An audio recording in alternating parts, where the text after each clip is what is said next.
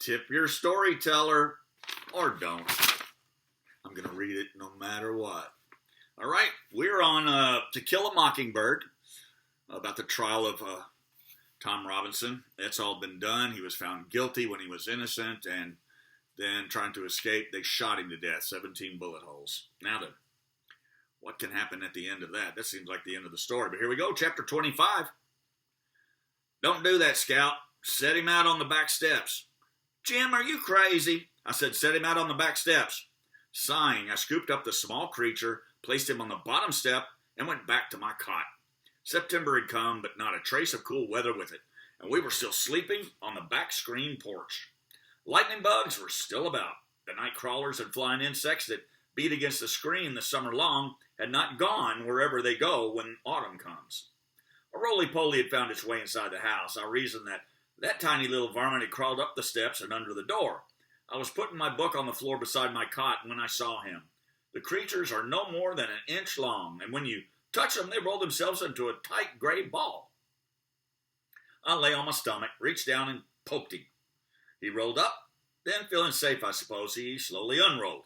He traveled a few inches on his 100 legs or so, and I touched him again. He rolled up.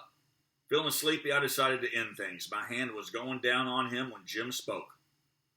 Jim was scowling. It was probably a part of the stage he was going through, and I wished he would hurry up and get through it. He was certainly never cruel to animals, but I had never known his charity to embrace the insect world. Why couldn't I mash him?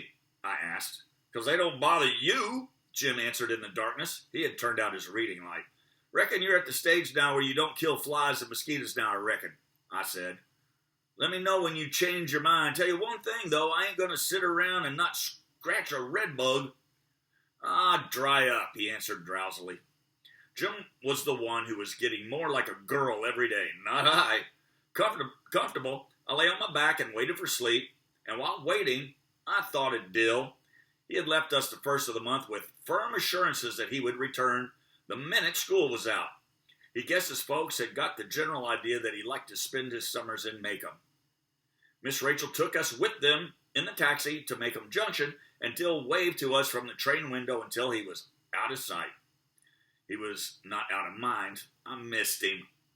The last 2 days of his time with us, Jim had taught him to swim. I was wide awake remembering what Dill had told me. Barker's Eddy, at the end of a dirt road off the Meridian Highway, about a mile from town. It's easy to catch a ride down the highway on a cotton wagon or from a passing motorist, and the short walk to the creek is easy. But the prospect of walking all the way back home at dusk when the traffic is light is tiresome, and swimmers are careful not to stay too late. According to Dill, he and Jim had just come to the highway when they saw Atticus driving toward them. He looked like he had not seen them, so they both waved. Atticus finally slowed down.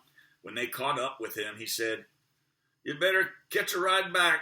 I won't be going home for a while." Calpurnia was in the back seat. Jim protested, then pleaded, and Atticus said, "All right, you can come with us if you stay in the car." On the way to Tom Robinson's, Atticus told them what had happened.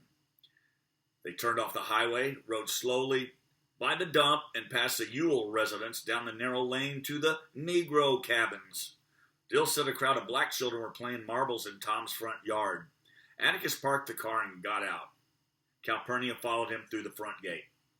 Dill heard him ask one of the children, "Where's your mother, Sam?" and heard Sam say, "She down at Sis Stevens, Mr. Finch. Want me to run and fetch her?" Dill said Atticus looked uncertain, then he said yes, and Sam scampered off. "Go on with your game, boys," Atticus said to the children. A little girl came to the cabin door and stood looking at Atticus. Dill said her hair was a wad of tiny, stiff pigtails, each ending in a bright bow. She grinned from ear to ear and walked toward our father, but she was too small to navigate the steps.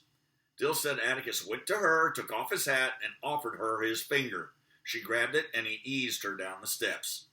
Then he gave her to Calpurnia. Sam was trotting behind his mother when they came up.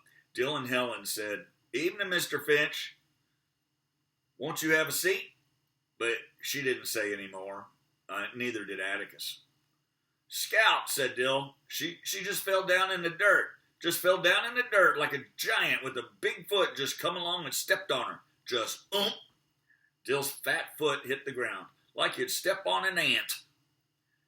Dill said Calpurnia and Atticus lifted Helen to her feet and half carried, half walked her to the cabin. They stayed inside a long time, and Atticus came out alone. When they drove back by the dump, some of the Yules hollered at him, but Dill didn't catch what they said. Macomb was interested by the news of Tom's death for perhaps 2 days. 2 days was enough for the information to spread through the county. Did you hear about? No?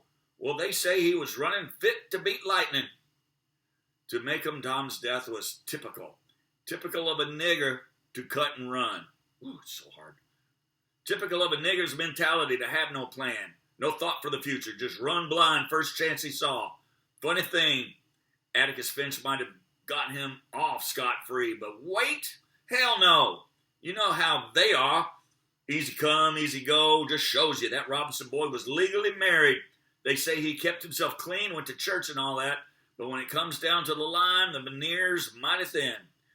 Nigger always comes out in them. Whew. Didn't know it was in this book so many times. A few more details enabling the listener to repeat his version in turn, then nothing to talk about until the Macomb Tribune appeared the following Thursday. There was a brief obituary in the colored news, but there was also an editorial. Mr. B.B. Underwood was at his most bitter, and he couldn't have cared less who canceled advertising and subscriptions. But Macomb didn't play that way. Mr. Underwood could holler till he sweated and write whatever he wanted to. He'd still get his advertising and subscriptions. If he wanted to make a fool of himself in his own paper, that was his business. Mr. Underwood didn't talk about the miscarriages of justice. He was writing so children could understand. Mr. Underwood simply figured it was a sin to kill cripples, be they standing, sitting, or escaping. He likened Tom's death to the senseless slaughter of songbirds by hunters and children, and Macomb thought he was trying to write an editorial poetical enough to be reprinted in the Montgomery Advertiser. How could this be so, I wondered as I read Mr. Underwood's editorial. Senseless killing. Tom had been given due process of law to the day of his death. He had been tried openly and convicted by 12 good men and true. My father had fought for him all the way. Then Mr. Underwood's meaning became clear. Atticus had used every tool available to free men to save Tom Robinson, but in the secret courts of men's hearts, Atticus had no case. Tom was a dead man the minute Mayella Yule opened her mouth and screamed. The name Yule gave me a queasy feeling. Macomb had lost no time in getting Mr. Yule's views on Tom's demise and passing them along through that English channel of gossip. Miss Stephanie Crawford, Miss Stephanie told Alan and Alexander in Jim's presence, "Oh, Foot, he's old enough to listen," that Mr. Yule said it made one down and about 2 more to go. Jim told me not to be afraid. Mr. Yule was more hot gas than anything. Jim also told me that if I breathed a word to Atticus, if in any way I let Atticus know I knew, Jim would personally never speak to me again. That's the end of chapter 25. We've got 3 more chapters. I just can't wait to see Boo Radley. If and you wanna,